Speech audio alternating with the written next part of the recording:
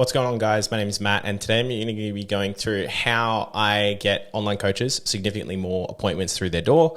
And this system is everything I use to build with your clients. So I'm going to be going through everything in GHL today. I'm going to start explaining things in a fair bit of detail. So if you're looking to just get leads, this is probably not the best for you. This is like if you're already getting leads, but you're not making the most of everything that comes through, this is more for you. So either way, you'll learn from it, but let's just jump straight in. This is the build template that I use for my coaches. If you come in and do a project with me, I use this exact template with you.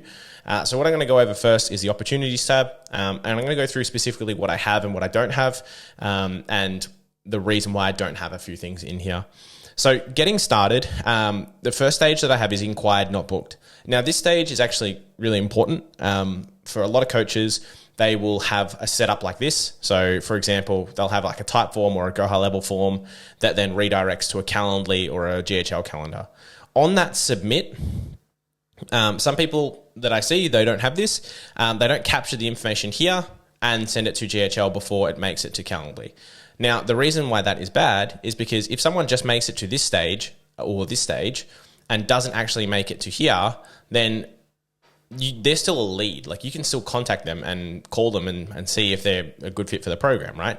However, if they're just getting to this submit stage and then don't actually book a call, you're leaving money on the table, right? So this information should be submit and sent to like a CRM, GHL via like a Zapier or a Make before anything is done, even with the calendar.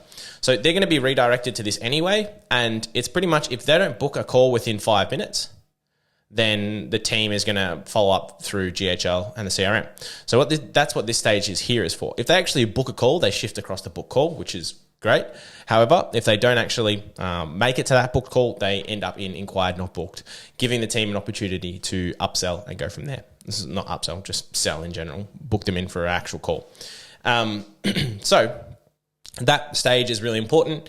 You should be trying to capture as much details about people as possible and then calling them. So obviously we then got book call. That can pretty much house any opportunity that has actually booked a call or rebooked a call. I don't delineate between booked calls and rebooked calls. I find that most of the time the coach is on top of it anyway, and appropriate tagging can, tell you if they've been on a call before, which 99% of the coaches that I work with will check the tags and check the history of the opportunity before they actually go through and take the call. So from here is the next couple of steps, right? So when you take a sales call as an online coach, there's usually 3 outcomes: close deal, no show, or no sale. If they're wanting to think about it, if they're wanting to, take some time, that's usually a commitment issue. And that's an objection that you should probably overcome on the call. However, if you need to rebook them in, they just stay inside book call and you just schedule another call.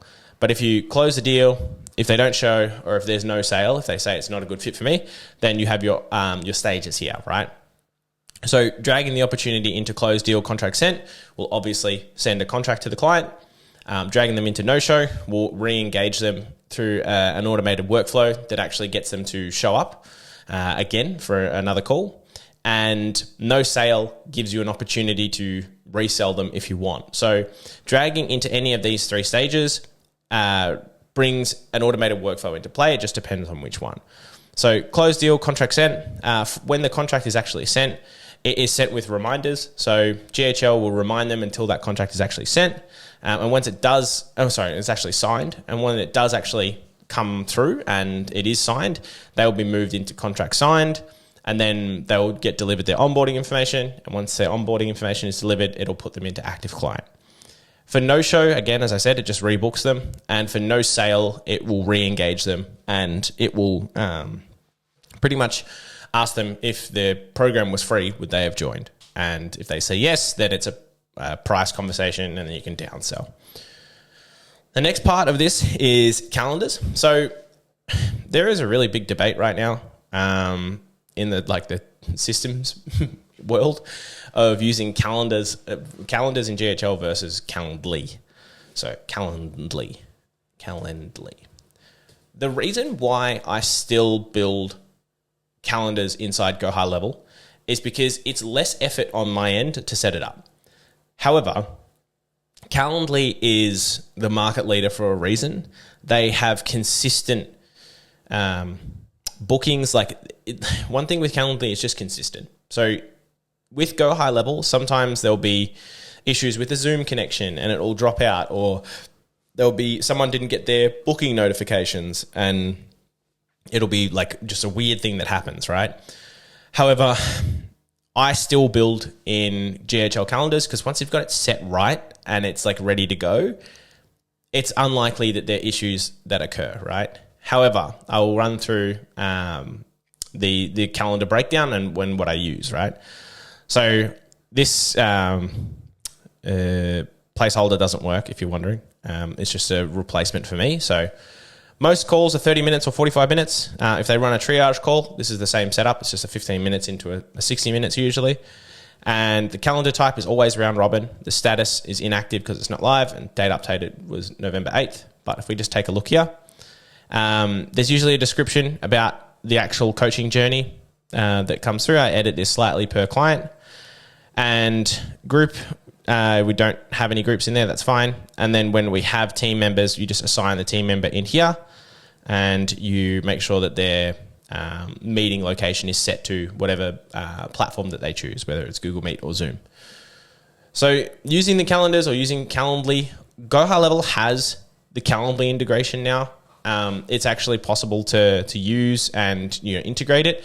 However, there's a couple of issues with it, and it's things like Calendly doesn't bring across the phone number of the user into Go High Level. So Go High Level's Calendly integration is still in beta, so it's not the best thing. However, I found ways around it. So if you're using Calendly and you want to fully integrate it with GHL, you can book a call and we can go through it and I can set up for you.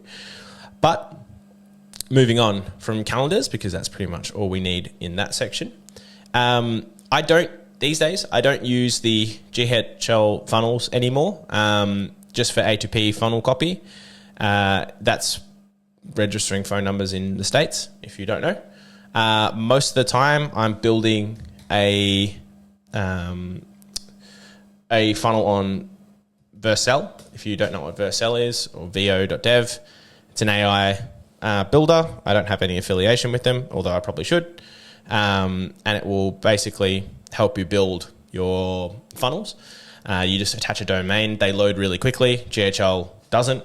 And if I am using one of those, I'll embed the calendar into the site that I'm setting up for them. So that's a really big benefit. So I'm not really using sites anymore. And then inside, back into GHL, what I am using still is their contracting platform. So in payments and then all documents and contracts, if we go all document contracts, I don't have any templates in here because each coach's is different. However, I will get that from them when they get up and running. So let's just have a look at this one here. So when someone onboards, I get their template from them and I set that up inside GHL. However, this is, placeholder McGee over here. So for me, using this contracting platform is good enough. This is one of those situations where for online coaching, enforcing a contract is going to cost you a lot of money, and it's usually not worth the time and effort that it takes just to let the person go. However, if you have the contract, the perception from the client is more concrete. So you can call it a contract, you can call it a client agreement, whatever you call it, just you need to have one, because if you get someone to sign something, they're more likely to get better results too. So integrating that into the workflows is super important for me. The next step from there is the automations that I have in here. I'm not going to step these out individually because there's a fair bit in here, but to go through.